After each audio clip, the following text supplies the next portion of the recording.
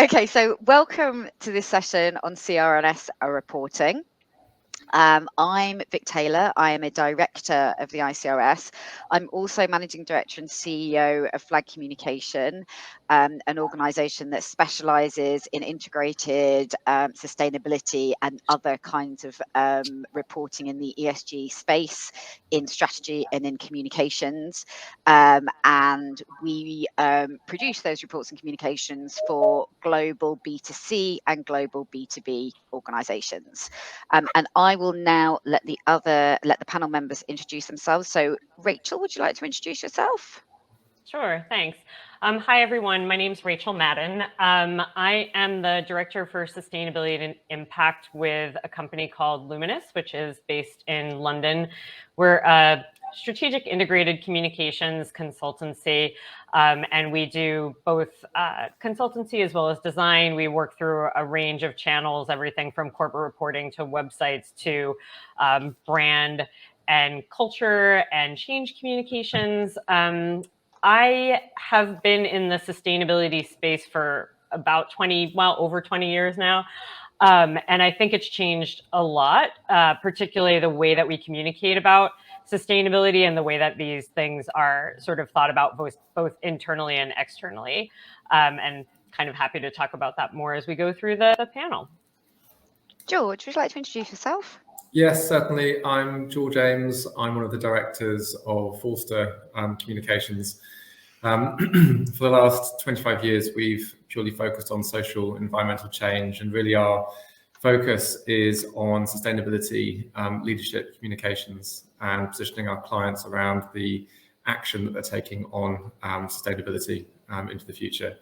And I think from my perspective, it's always interesting to think about sustainability versus corporate communications and business communication, and about it's something which should be integral and core rather than someone else's job over there, which I guess comes in to a certain extent on what we're likely to be covering off today.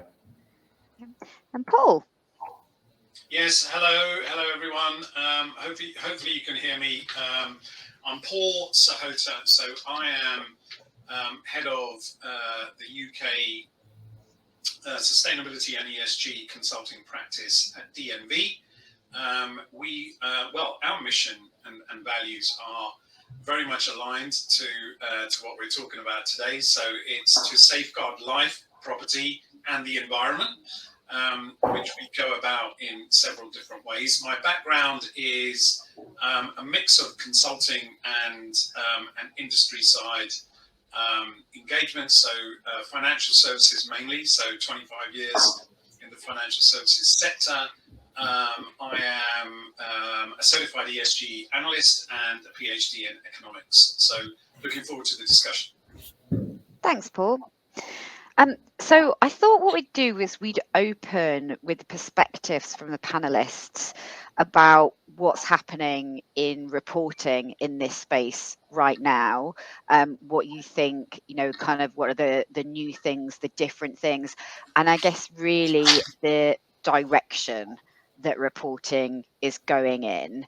I don't know if, Rachel, do you want to start with that? Sure. I think so this past year has been interesting because there's been a lot of talk about consolidation, which we have seen from some of the big kind of reporting frameworks, and then another conversation about harmonization. And I think that, I've been in this industry a long time. So back in the day when all you had was GRI and BITC, I think things were a little bit simpler, but perhaps not as robust in terms of what data was being asked for and the way that organizations were reporting on their impacts and even the way that they thought about what those impacts are. I think that we're in the other side of the scale right now where there are many, many different operators in this space. So I always say to people, get out your acronym bingo card when we talk about reporting, because there are just many out there. And I think there is some confusion because there's overlap in the topics, but there isn't necessarily overlap in the way that those impacts are either identified or communicated. So I think right now, one of the roles of a sustainability practitioner is to help, whether it's their company or their client as a consultant, really understand what's going to be the right set of information that's relevant and material to that organization, and then what is the way that that organization's set of important stakeholders needs to understand that. I think one of the things that we're having a little bit of a failure of right now, and I'm hopeful that some of the conversations we're having will move this on, I think, is the tension between qualitative and quantitative impact and the way that it's communicated.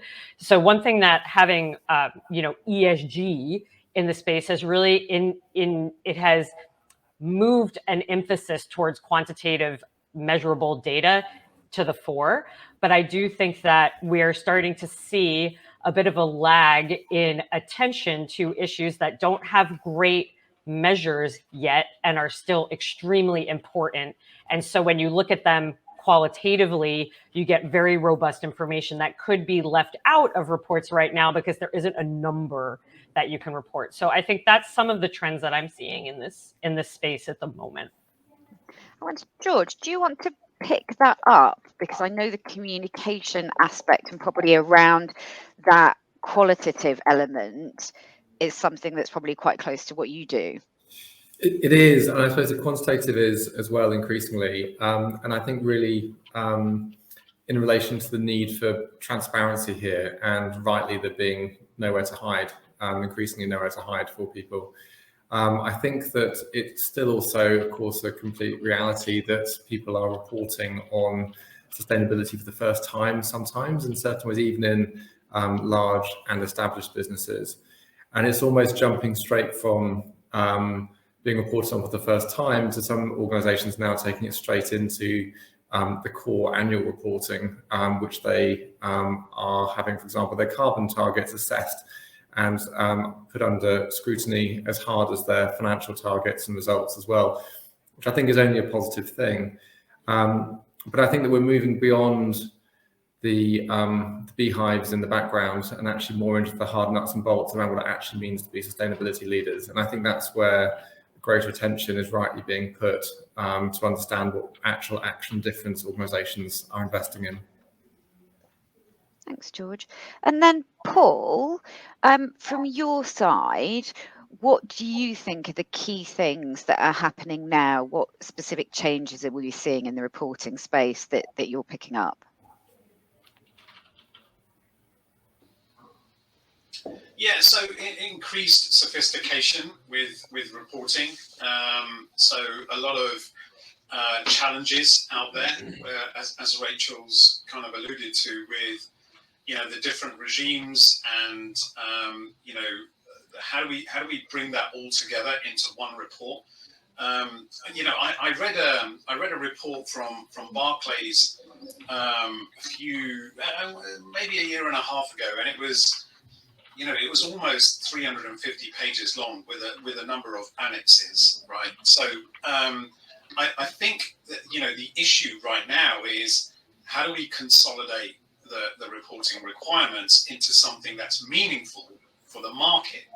And the way I kind of see the reporting landscape is that it's around sort of 4 dimensions, right? So there's kind of the ESG ratings that you need to report if you're listed or you're looking for investment. Then there's the sort of the regular reporting frameworks around GRI and TCFD. Then there's the UK and EU regulation around the EU taxonomy and CSRD and all the other acronyms that everything brings. And then there's the how do you communicate then to the market given all of that, and where do the SDGs come in? Where does the UN framework come in? And so what I'm seeing is an increasing level of sophistication around reporting requirements, and firms, I guess, struggling a little bit to respond to those. The increasing need for data validation with regards to impact, and how that then feeds in. So we can pick up on some of those points in a while. Yeah, I think that's an interesting question, actually. So obviously one of the things that, I'm seeing, which I'm sure everybody in this session is as well, is that reports seem to have lots of different names. So you've just mentioned, Paul, the word impact, also ESG. We're talking about corporate responsibility. We're talking about sustainability. We've also got obviously integrated reports as well. What do as panelists, do you see those types of reports as different? And then kind of in relation to what we're talking about today, would someone with different skill sets lead those reports or work on those reports? Don't know if any of you want to pick that up, because I find that fascinating.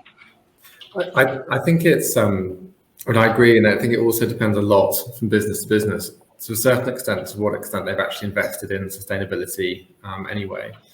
And there are clients that we work with who are through and through activist, let alone responsible businesses.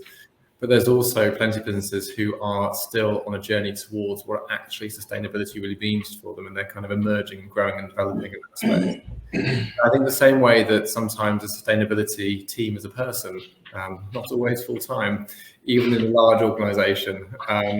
And other times it's seat at board table and is absolutely integral to the business. I think that all of that also translates into how things are reported and captured and what level of prominence and priority it receives across the whole piece, really. Yeah. Do Paul or Rachel, do either of you want to comment on the kind of naming conventions around reporting, or also maybe pick up the idea of all of the different standards that are out there, and what do we as practitioners need to know if we're going to work in the reporting space?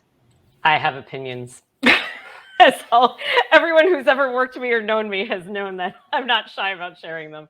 So I just had a conversation last week with a client on this, which was something on the order of, we've always produced I don't even remember what they were calling it. We've always produced a corporate responsibility report, but should we produce an ESG report now?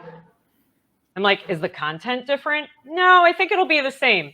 I sort of feel like, to a large extent, and no one likes this answer, I think beauty really is in the eye of the beholder. I remember when, the only term available was sustainable development and sustainability, and then kind of corporate responsibility came on the scene, and then we talked about impact, and I've seen corporate citizenship and social impact and responsible business and business responsibility. And to me, those titles don't necessarily allude to what's actually inside the report. And I think that, just putting in the context of why we're all here today, I think to be a sustainability practitioner is an exercise in pragmatism, because there's, on the one hand, what do you want people to actually do to make a positive change? We're all in this industry because we think that's important. Nobody is working in sustainability because they're like, I don't care, it could be in anything. So that's kind of one side of it. But then there's the other side of, who are we working for and who do we actually want to shift? And if those people are coming to me saying, I really want to produce an ESG report, and I look through everything that's in there, and that is simultaneously the exact same content that was in an impact report or a sustainability report, if I can use that interest to push them towards what is necessary, I'm actually kind of ambivalent about it. Now, where I think that it can get tricky is if some stakeholders are all of a sudden using labels as a reason to discount the information that's in a report. And I think that's where it's really important to know your audience and know what's important to them. And if a change in terminology will actually help get better attention or more action or impact, then I think that that's something we should do. Thank you. And while you were talking, we have had an item come in, which is related to this, which is about moving on and now having so many requests and different kind of requests for information from government, investors, etc. And that, I think, is, you have all of these different things. There's all the different standards. We've got some converging, others not. I don't know, Paul, whether you have views on how we work with that as practitioners right now, but also, do you have a view about what you see in the future about going forwards? Absolutely. I think just picking up on sort of the last bit of the conversation, I think, so I have maybe a slightly different view, which is based on kind of my experience in financial services and the types and the size of clients that we're working with, right? So it's, you know, they're large, big firms, almost always listed. So, you know, the requirements maybe are just a little bit more sophisticated to maybe some other firms. So in my mind, it's, you know, there are a number of component parts that make up your final report, and you should be able to cut and dice depending on the stakeholder that you're talking to. So in my mind, it should always, and this is kind of just me because I'm financial services and I'm ESG, so I always talk about an ESG report and what makes up that, right? So for example, you know, we might be talking to a client about a specific area that they're concerned about, right? So it could be a major steel company and they're concerned about human rights in the supply chain. And they ask us to go in and do some work in assessing that and start to give them some views around actually what that looks like, what the issues are in there. So what I say to that client is, what you need to be clear about is what you're doing with this information, okay, and how it then leads to how our findings and your response to the findings leads into the report at the end of the day, right? Be it an ESG report, and in this case it is an ESG report, or how you cut and dice that to reflect the relevant stakeholders. So you know, it's almost now becoming, well, it is certainly becoming a huge exercise. Do I want to say cottage industry? Maybe, but it's becoming a huge exercise to gather all of that data, put it into a format that actually works for different stakeholders. And what you end up with is generally a 350-page report, which is meaningless to a number of people, right? So for us as practitioners, it's, you know, it's really important, crucial, critical that we start to understand what the stakeholder requirements are and how the big picture actually meets those different requirements, be they regulator, be they shareholder, be they, you know, whatever it is, you know, employees.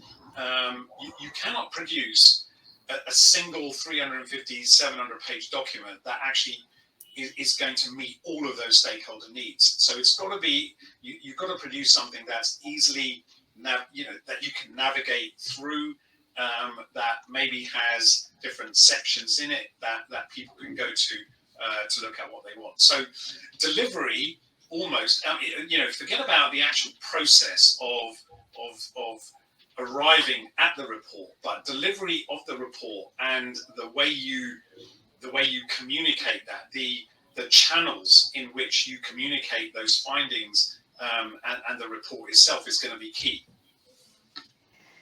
Actually, one of the things I picked up with what you were saying there, Paul, and I think it would be interesting to probably have George's view on this, is you were talking about some pretty hefty reports in numbers of pages.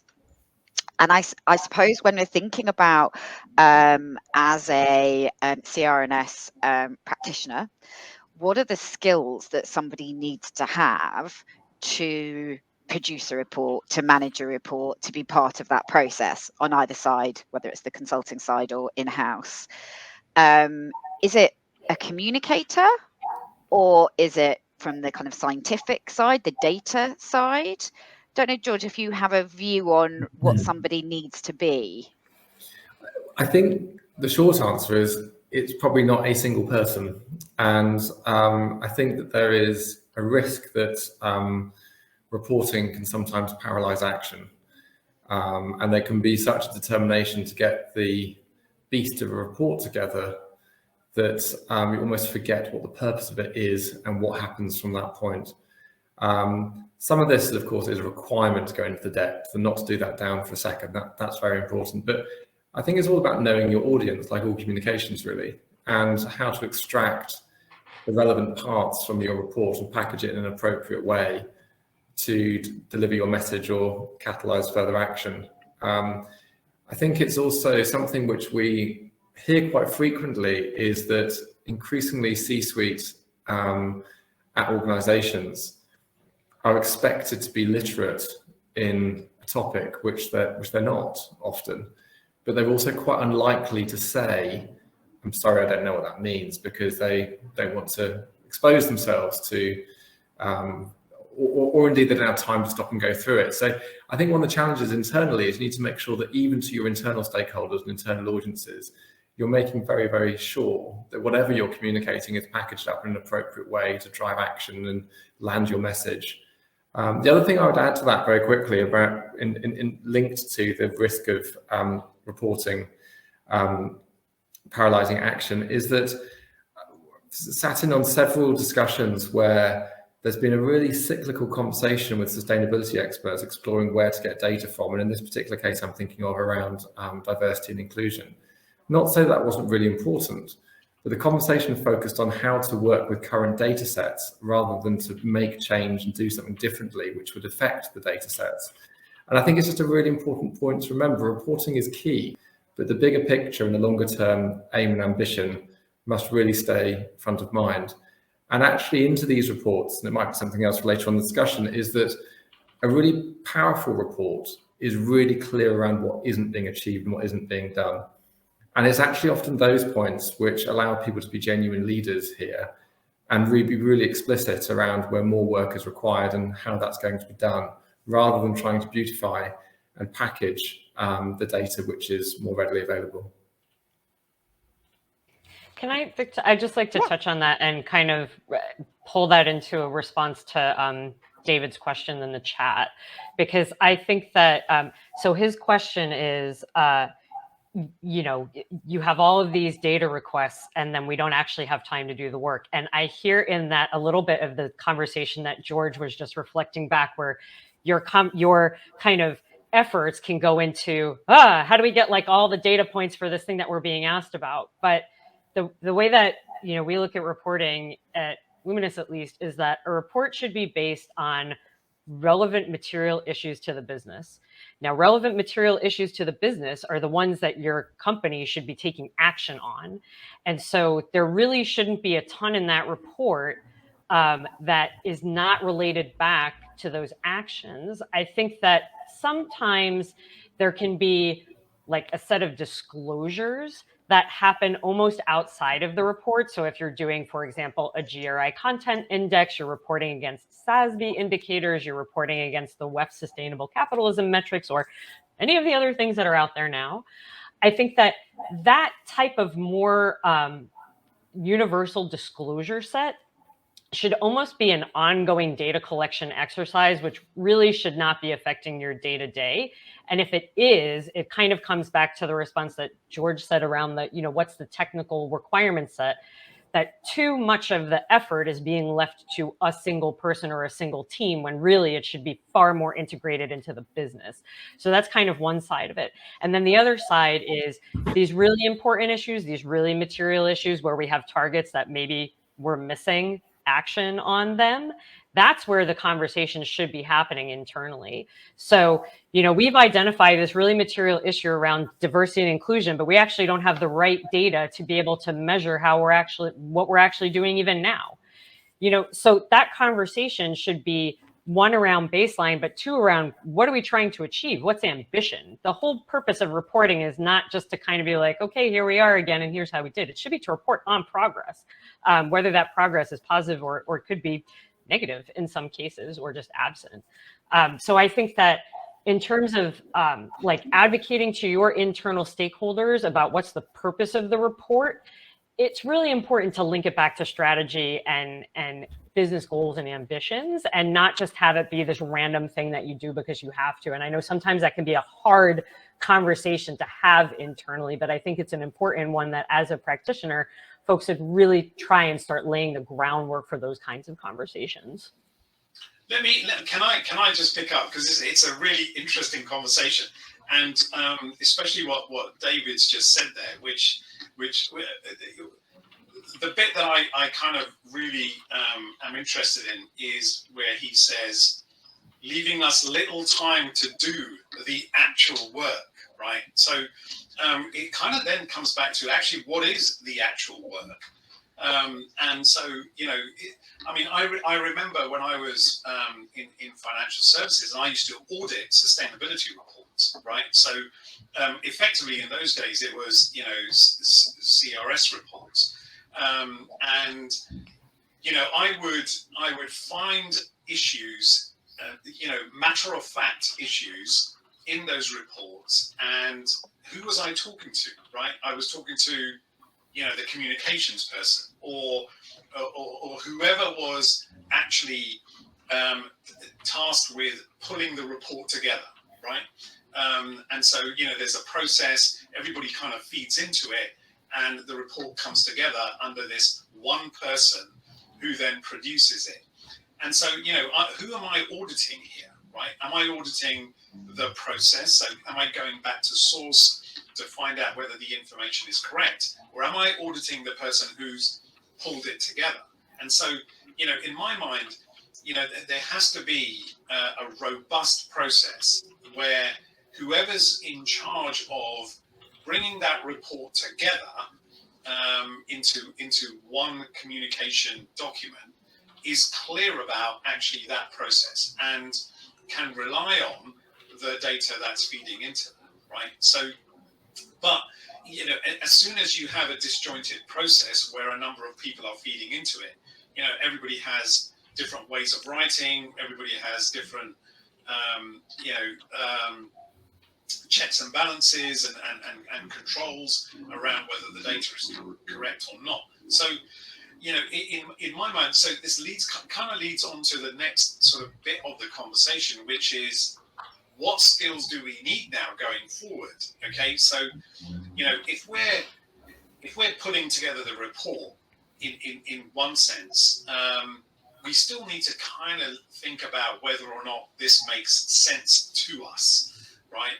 And whether or not we are happy with the robustness of the process that sits behind what's just been delivered to me, in order for me to find an appropriate way to communicate. So, it's an interesting comment from David around actually, little time to do the actual work. Well, I feel the work is changing, and we need to get kind of used to that.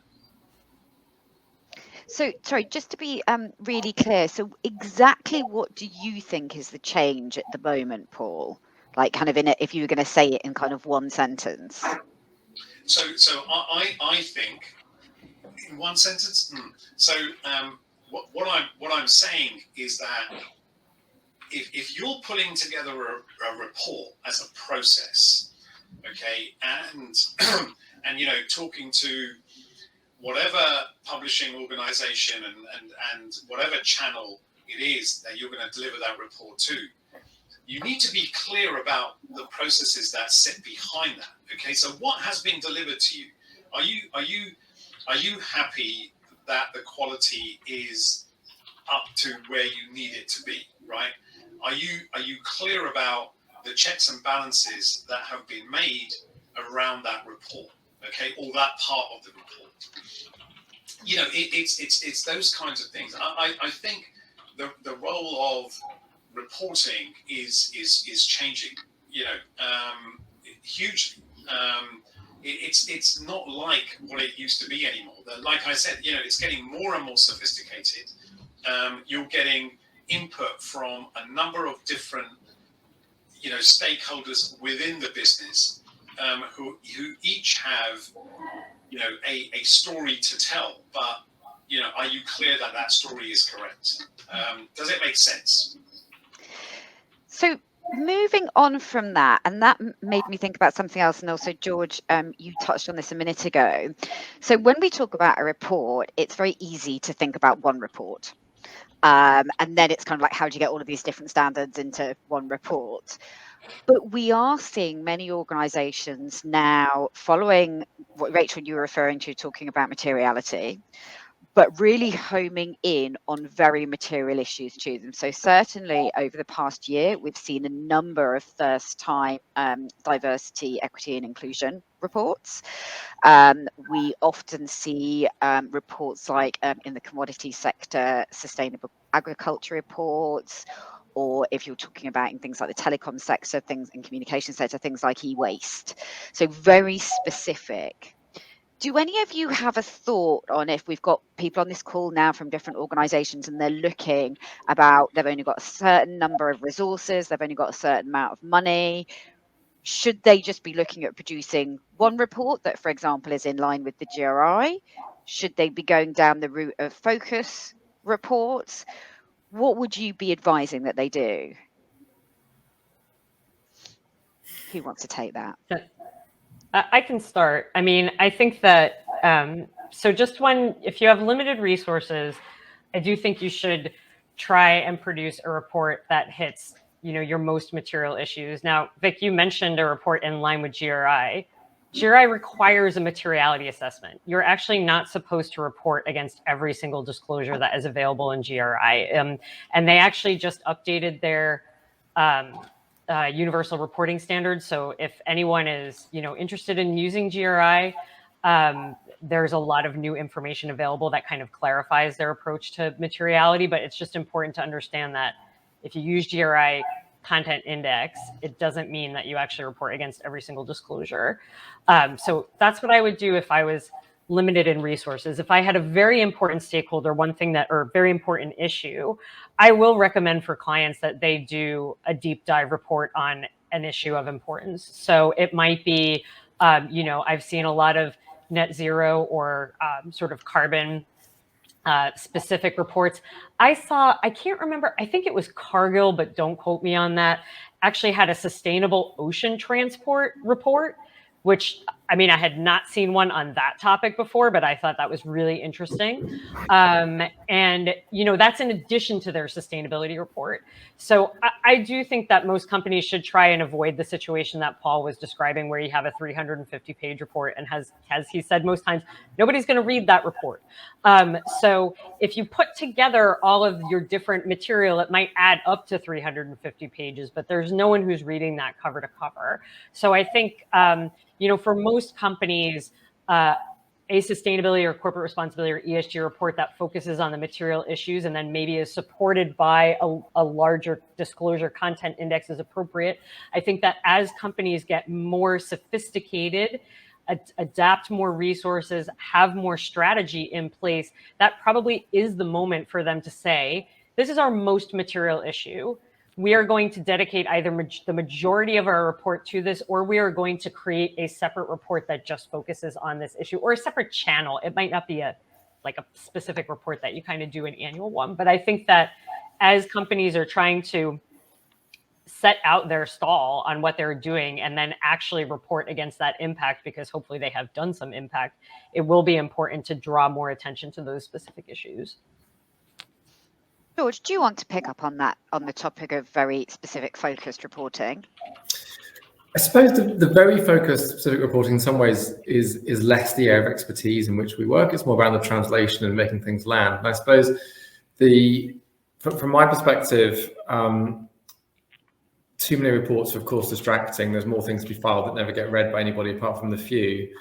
And how crucial it is to make sure that your core annual report has relevant information in the maximum stakeholder experience, really, or exposure. There is still a risk that some of these things are created to tick a box and be tucked away, whereas increasingly, rightly, these need to be absolutely front and center and seen as part of business doing business. So the nitty-gritty of different types of reporting, so there's slightly less area, but with regards to the concept reporting, I think it needs to be much more front and center without things being hidden away through the depth and the multiple files elsewhere. Yeah. And that brings to mind for me another area, which is probably one I imagine that Paul, probably you feel strongly about, I'd imagine. But I also have the question about what constitutes a report, i.e., does a report, have to be a fixed moment in time? What is acceptable as a report, and as somebody from an auditing perspective, the expectations from that side, because obviously everything, things at the moment are moving so quickly, and things are changing, within organization strategy, their kind of approach to maybe carbon is changing by the second. People are putting goals out left, right and center at the moment, so that it's actually quite hard to keep up. What are your thoughts when it comes to expectations around what a report is, and is that changing, or is that still very fixed? Yeah, so for me, it's still very fixed in terms of a starting point, which is what's the regulatory requirement, right? For your particular firm and for your particular sector. So, what I would suggest is, what needs to be clear is that, I can give you an example from financial services industry, right? So, there is a big, regulator in financial services. The people who have significant roles in those firms are controlled functions, okay, under the regulator. And so there is a set of regulatory requirements on those controlled functions, okay, be they lines of business, be they the risk function, be they the IT function, or whatever else it is. Those are controlled functions, and there is a set of requirements on those functions around reporting. Okay, so if you are in that seat, if you own a controlled function within a firm, you need to be clear about what the regulatory requirements are. Okay, and so you build into your organization a reporting framework and the ability to action that. Okay, in not just through systems and processes and the relevant controls that requires, but also the people that you need to actually generate the report, right? So for me, the starting point is always, what is the regulatory requirement? Number one. Number two is actually where are you going as a firm? So what's the strategy of the firm? What are you looking for? What are you looking to divest from? What are you looking to invest in?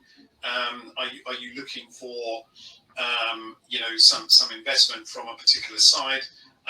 And so there's a reporting requirement around that. So regulatory requirements are, for me, front and center of all of this. And people need to be clear about their roles and responsibilities around that. For CSR professionals, I would suggest that we need to start to get underneath that and start to understand it a little bit more, right? What's the regulatory framework within the firm? Who's doing what in terms of, as an example, a controlled function? What's the reporting requirements that sit underneath that controlled function? When do those reports need to be generated and how? I would always go back to the regulatory requirements. Cool. So David's just put in another comment. I see sustainability jobs following the sequence: strategy development, delivery, reporting. More time spent in reporting means less time spent on strategy development and delivery. So any other thoughts on how to streamline corporate reporting, sustainability reports, CDP, DJSI, GRESB, FTSE for Good, etc., would be really appreciated. I think this literally is the $20 million question that you're asking there, David. But yeah, I don't know if any of the panelists want to pick up a response to that. Well, from my perspective, there is no easy answer to that. Okay, it is going to be a huge job. What you've just outlined there is a number of different stakeholders who are looking for different things. So, you know, the idea has to be, how do we get a stream? It's a project in itself. It's a program of work.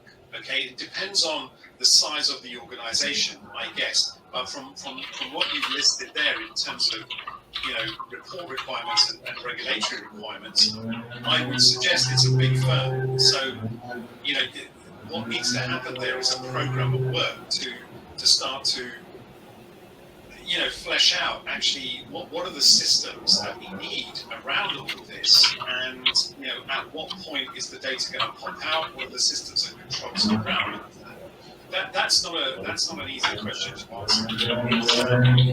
Big firms are grappling with it. I don't know. That's not my background noise, by the way. I don't know. Yeah, that might be me. Yeah, can you put yourself on mute when you're not talking, Rachel? George, I've just actually accidentally put you on mute, so you might want to take yourself off it. I was trying to work out where the noise was coming from. There we go. Thanks, Paul. I don't know if, I mean, George or Rachel, whether you specifically have anything. I mean, obviously this is an area that I work in all the time, and David, I would love to be able to give you the answer that you're looking for. But I would say that you are next to virtually every report manager, head of sustainability out there saying, is this just going to carry on? But obviously, I think we are seeing some convergence. But at the same time, more requirements are coming along. I mean, it seems to be that every new report we produce, there's a new and different kind of index that goes with it. And the appendix element is growing. So, and the requirements, now this was something that I'd noted earlier on, which I think is kind of an interesting one, and I think it'd be great to have the perspectives from the panelists on this, is that a lot of this seems to be driven by investor pressure.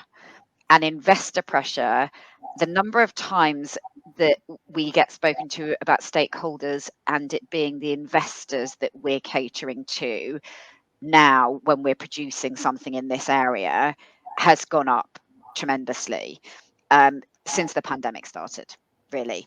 So I don't know about your thoughts on that and the influence of the investment community, and also whether that's detrimental to reporting as well, because there is so much focus on investors. So I just want to respond to that, Vic, as well as the sort of earlier question about the overlap. I do think that one of the things that I would recommend for, and I echo what Paul said about it sounds like, you know, kind of a big company that has all of those different reporting requirements. I would try and take a functional look at that, because the number of topics that you're going to be reporting against maybe is not that many. So GRESB and CDP in your sustainability report will probably all have climate or carbon information. I would expect that DJSI and FTSE for Good as well. So I think and I agree that it is a program of work where you need to do a mapping exercise that says, here's all the utility related, you know, data, who holds that data, what are each of these different reporting indices asking for, and how can we make it so that we're not repeatedly asking the same people for only slightly different information? So is there a way to actually capture that in a little bit more efficient way? And I think that is something that a lot of companies struggle with, but really need to take the time to just do that once and set out their approach. Although, as Victoria said, these standards change all the time. And so they'll ask like a slightly different thing, even on the same topic, which can make it very frustrating. So that's sort of what I would say to that. And I will put myself back on mute now. So there's no background noise now, actually. George, did you want to contribute to that? Well, I suppose, I mean, it's an interesting one with investors, isn't it? I mean, it's for good and for bad. I think that it's great when it comes from pressure for the right reasons and helping to move people into being in a better place. And I think that the fact that the investment community has woken up so much to, you know, sustainability and businesses doing business better is really interesting. I think on the flip side, it's wrong to be paralyzed by the pressure from investors if it's going to be challenging to your strategy and what it is that you feel that you need to be doing as well. And I think that even the concept of who an investor is for different businesses is possibly slightly different now as well. And certainly the consumer interest and how we might also perceive them as investors in a different way, and how consumers potentially voting with their feet and demanding much more from the brands and the organisations they have interactions with is interesting to consider here as well. On the consumer point, when you're thinking about reporting, George, do you think of a consumer as a report stakeholder directly? Not in the slightest, but I think it depends on how that report comes to life. Because if we're talking about are they going to open a 350-page PDF buried within the corporate comm section of the website? No, not in a million years, unless they're particularly keen or looking for something through more of a kind of activist lens. But that doesn't mean that the information within it isn't relevant to translate and portray and communicate in a clear way, which is going to resonate with their requirements. And that's going to be multiple and different levels of subtlety or not. I mean, for example, we had this conversation recently around electric vehicles and the fact that cobalt is a very problematic material within batteries, and thinking about the pros and the cons of electric vehicles, not to go too much down a tangent. And the question being, well, does a consumer ever want to know where the cobalt comes from in their battery? It's like, well, quite possibly not. They might not even realize about the cobalt that goes into the battery. But they also don't want to think for a second that there's a risk that their supposedly more environmentally sensitive vehicle is sourcing minerals from the Democratic Republic of Congo, from people who are essentially working for slave labor and with human rights exploitation. So it's how you tell that story and provide a reassurance and a clarity around how different brands are operating, different organizations are operating. So even though it might not be the minutiae of the reporting, what's in that reporting, what's in that encapsulation of what's being achieved by the organization does still need to be played through to different audiences in different ways. So this is, Vic, can I Yeah, go ahead, Paul. Yeah, absolutely. This is where it gets really interesting, right? Around who's asking for the information and why. And so, you know, when you talked about investor pressure for reports and information, it's not necessarily investor pressure. Of course, there is that.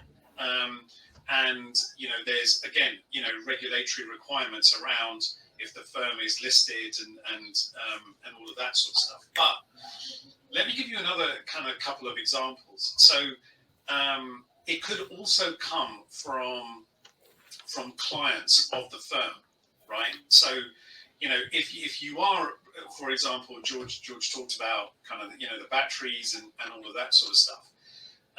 You know, we worked with an organization that produced, you know, parts that went into a very well-known brand of car, okay? And that very well-known brand of car started to influence its supply chain, right? Around what kind of product it wanted, how it was produced, where it was produced from, and they wanted reports to demonstrate that it was meeting requirements, right? So there is always, you know, clients of the firm to think about. So you know, not necessarily investors, but clients. The other thing for me, which is quite fascinating at the moment, is how do you put information in the hands of consumers, right? So, you know, not in the form of obviously a PDF report that's going to be 700 pages, but imagine, you know, I walked into, you know, a well-known fashion brand, and, you know, I immediately, a notification came up on my device that told me what the ESG score might be, or whatever, right? Just as an example, the ESG score might be for this firm. I then go and pick up, you know, a pair of slacks, and it's got a tag on it, and I can actually, you know, it's got a QR code on it, and I kind of scan the QR code, and it tells me exactly where that product has come from, how, you know, how sustainable it is, where it's been manufactured, where the material has come from that went into it, etc., etc. So this is where it's getting actually more and more sophisticated. You know, consumers and clients of the firm, you know, do demand information on this, and to deliver it in the form of, a thud factor report is not going to kick it. So we need to think differently, for sure. Cool. Well, just to say, if anybody who's on this session wants to have anything particular, questions to ask, you've got a few more minutes that you can put those in. I just wanted to pick up actually from the panelists, if there is any items of advice that you can give to practitioners if they are looking to develop their skill set in the reporting area. What should they be doing? Where should they be going? What should they be reading? Have you got any advice or suggestions? I think just from a sort of education perspective, I would familiarize myself with, at the beginning, the legally required reporting framework. So, Vic, you had asked a question about, is a report a fixed moment in time? And Paul had said that you need to start with the legal requirement. So I agree with that. There needs to be a period of time that constitutes a report. And so in the UK, some of the legally mandated reporting frameworks are TCFD, so that's around climate risk, and gender pay gap reporting. So you can look at the statistics there. If you're operating in companies that are operating in Europe, you can look at the exposure draft of the EU Corporate Sustainability Reporting Directive, which covers a number of interesting perspectives on materiality. Then I think that in terms of other reporting frameworks that are widely available online, looking at the GRI reporting frameworks as well as the SASB indicators specific to your sector are good places to start and get familiar with the types of data and disclosures and the way that those both regulators and other operators in the space are thinking about reporting. So I think that would be a good first step for someone who's really wanting to get more into this space, or at least be more familiar with all of the acronyms and the lingo that's out there. Cool. Thanks, Rachel. Anything from George or Paul on that in terms of advice and suggestions that you would give for somebody wanting to get into this space and learn more about it? Again, not really our area of expertise, but I suppose what I would say as almost the layperson in that conversation is to make sure that it is as rooted as possible within the boardroom as opposed to a side exercise. Just a kind of slight truism, but there's a risk that it becomes an academic exercise rather than something which is visible in driving strategy and leadership within the business. So just and finally, just from me, I think if the theme of today is a seat at the table, then I think we do need to start to invest in our own skill sets, right? In order to get to that seat on the table. I think Rachel's right. Regulatory requirements is really important. I think for me, if you're a listed firm, if you're a big firm, you need to start to think ESG. And so my advice would be to take a short course on ESG, just to understand how that works, right? And the different component parts. Certainly the certified course that I did took in all of the different regulatory requirements as well, right? So of course that landscape is changing all of the time, but at least it gives you a sort of a module on what that framework looks like. I think for me, the other 2 points are analytical skills are coming into this more and more. Okay, so the ability to assess and analyze the information that you've received and whether it fits in the wider strategic picture is also important. And I guess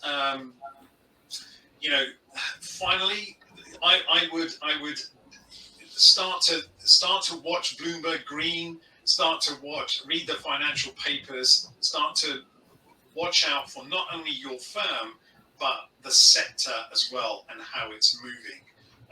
And don't forget the supply chain consequences as well. This is getting more and more sophisticated as we go on. So we need to invest in our own development. Thank you, Paul. And actually, Jenny Fletcher has just echoed what my next question to you was, or actually any of the team, but it sounds like you've been on an ESG specific course. Any suggestions on actual courses? Can you share with us at all what course you actually did, Paul? Yeah, so there's two. Okay, so I'm a certified financial analyst through CFA. Okay, and CFA do offer an ESG certified course as well. Given I did my chartered financial analyst program with CFA, I didn't do my ESG course with them. Okay, so one place to go would be the CFA, and the other one that I'm aware of, which is where I did my course, was the European Federation of Financial Analyst Societies do a certified ESG analyst course as well. So those would be my two areas for research. Okay, really helpful. That's really helpful. Thank you very much. Okay, so we've essentially got 2 minutes left, so I'm going to do a little wrap up.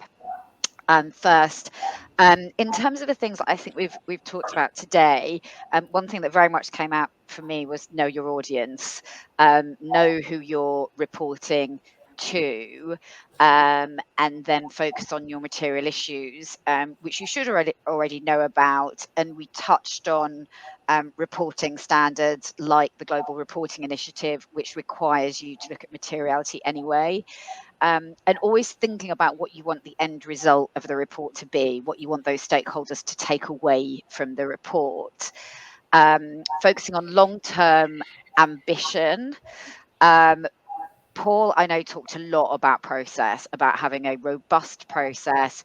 And actually, I think everybody agreed that the baseline is regulation. So looking at starting from regulatory requirements as well.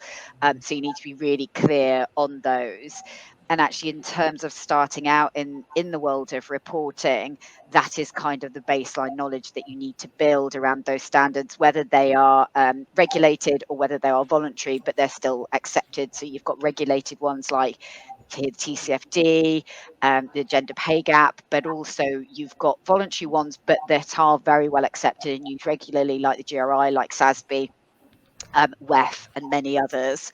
And also looking at qualification courses around ESG, which we'll give a couple of examples for, but also kind of being out there, looking at the news, looking at Bloomberg Green, the financial papers, etc., and really just keeping yourself up to speed with all of the information. And I can vouch for that to say things are changing by the day, and I have several different relevant newsletters that come into my inbox every day to keep me up to speed.